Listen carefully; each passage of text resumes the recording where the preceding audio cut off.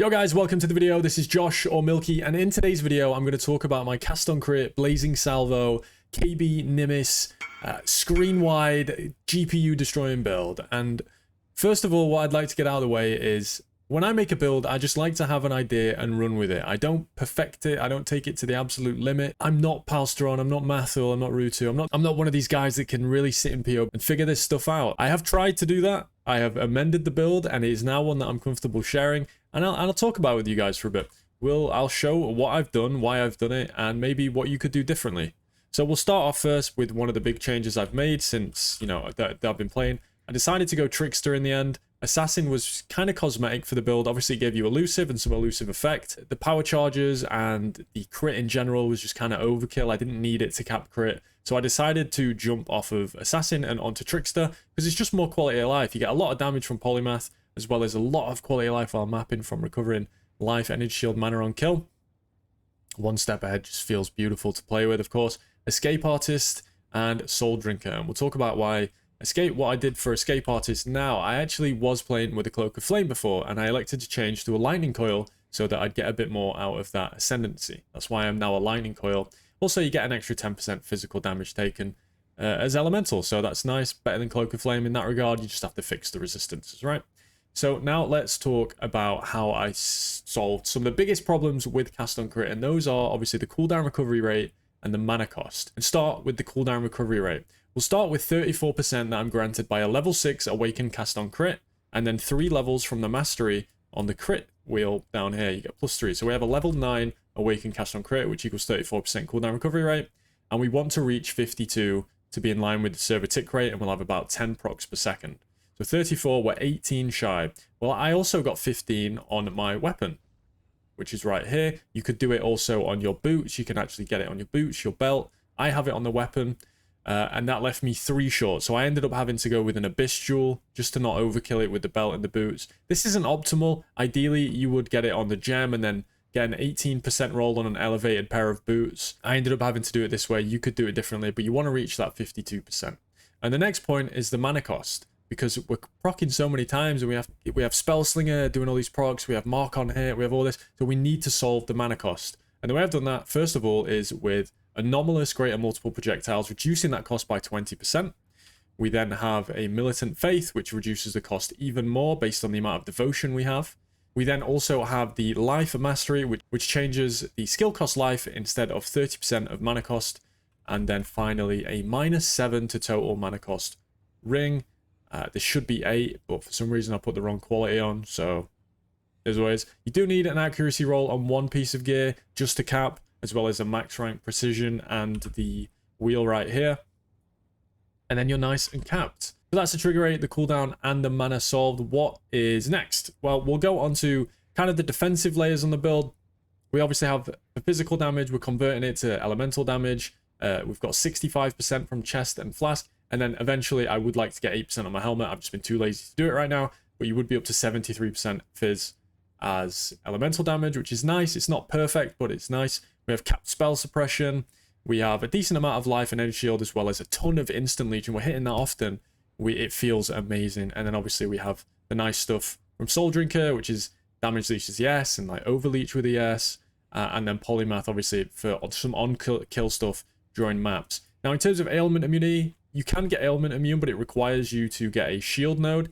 That means you are 100% shock immune, and combine that with a storm shroud. That's probably Biss on the shield. I haven't got one. So now let's talk about why I'm using Nimis. Nimis is just perfect for this build because it causes a Blazing Salvo, for whatever reason, to return to us. It didn't work like this last season, but now you'll see if I aim away and then it just jumps back to myself. It doesn't land right on me, but pretty close, and the closer to you aim to yourself, the more they overlap, which is brilliant for single target. You can end up having a ton of overlaps once you combine this with the projectiles forking and doubling. And also the Nova is to not be underestimated. If you're playing a build that only hits ahead of you, well, you're going to leave mobs behind. So for actually clearing the map, the Nova from Gib granted by Nimis is actually really nice quality of life to be able to fire all around yourself. It's not a weakness on this build at all as well. And it's kind of the same for the Kinetic Blast. You get much more coverage and it ends up going out and then obviously coming back. Now, the final big thing is the leadership's price. This does give you a lot of max res, and it also grants you Scorching, Brittle, and Sapping Conflux, which means you get a lot more base crit, you take less damage from sap targets, and you reduce the target's elemental resistances. So a very big DPS and defensive option. But what you have to do with this is balance your two largest attributes, being Dex and Int.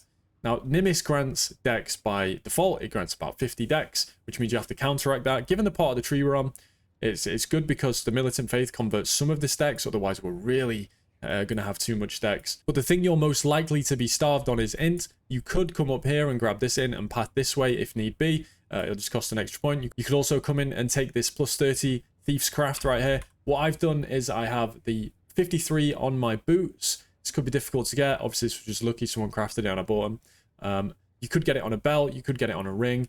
You could get it on a shield. You just need the Int somewhere to match. It's Int that you're going to be starved on. You could just craft a belt with Essences of Spite. You're going to be fine just doing that.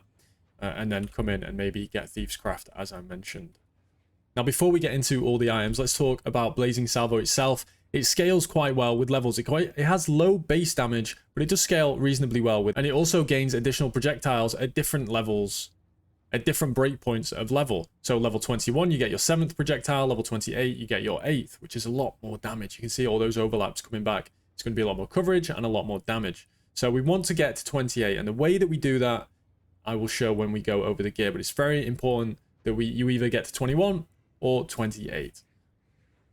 So we'll start with the weapon. We have +1 level of fire spell skill gems, some hybrid spell damage with gain non-chaos damage is extra chaos, and then we have crafted on fire damage is extra chaos. And then for the attack mods, we have attack speed and crit chance, which is very important because we want to be critting every single time we cast Kinetic Blast, and also attacking as fast as possible. With the Crucible tree, we get more crit from this first node, quite important. You would like to get a tree as close to this as possible, ignoring the 4th mod. The first two are kind of almost mandatory. Everything else it depends how you put the build together.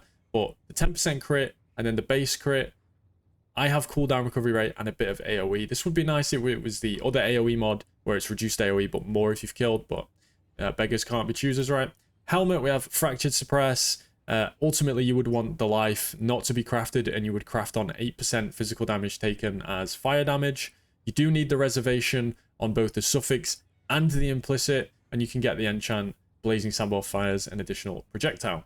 Shield, you want life, ES, fire spell skill gems, and then any resistances you need. That's all you're looking for. For the shield mods, I have pretty much nothing. You know, I have fire res minus cold. That's not perfect. Endurance charge on kills, pretty nice. Means our immortal call does a bit more for us. And then, of course, the Blazing Salvo mod. Like I said, though, you could get shock immune and then use a Storm Shroud to get full ailment immune if you wanted to. Leaderships, we've already spoken about. Nimis, we've spoken about. This ring, only sorcerer we can really get a lot of chaos res, so you would ideally want an amethyst ring. Get a bit of accuracy on there, any resistance, and then life, and the crafted on minus total mana cost. You can use Fertile Catalyst to get this up to -8. I'm just an idiot, and for some reason I use attack modifiers and completely forgot about it. Gloves, for the implicit, it's quite important to get exposure, and then unnerved, it's just more damage. Fractured Spell Suppress, just to make it easier to craft, and then just resistances in life. Pretty straightforward.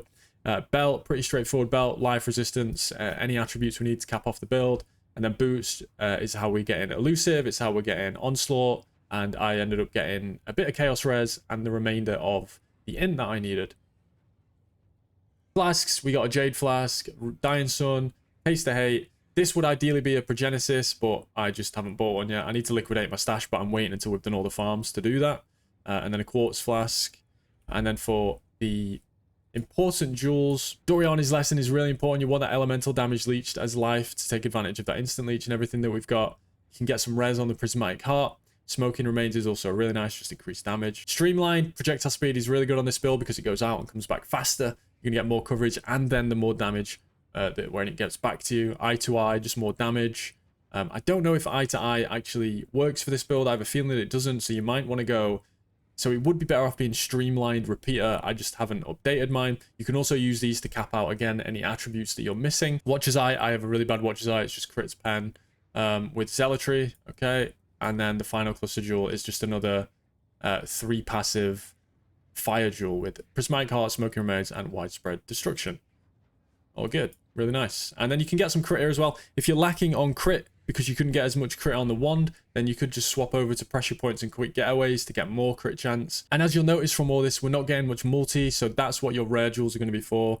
Crit multi with fire skills, crit multi for spell damage, crit multi with wands. You can get any of those, then life and attack speed with wands or with a shield. They're going to be your best mods you can get. So we'll go on a little map walkthrough and I'll show you just how it looks like. If you haven't seen any of the previous videos where I use this build, you can see it in action right now. As you can see, I literally can just press KB once and run for a bit. I wouldn't recommend holding down right click because you're going to lag.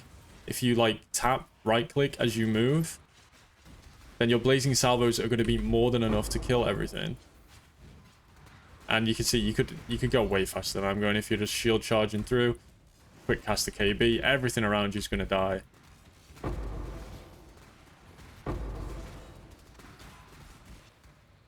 Now, I wouldn't recommend playing this, obviously, if you're not on a decent PC setup or if you think it's going to lag. What I will say is don't take what you're seeing right now as representative of the actual lag. For me, it's not lagging. It may look like it on the video.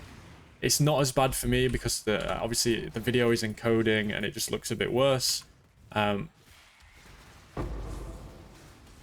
But maybe you can try it out for yourself and it might not be as bad. I'd say on my end, it's not as bad as it looks in the videos. Obviously, I've seen the videos and I've seen how bad it looks, but oh, we're dying. Let me out.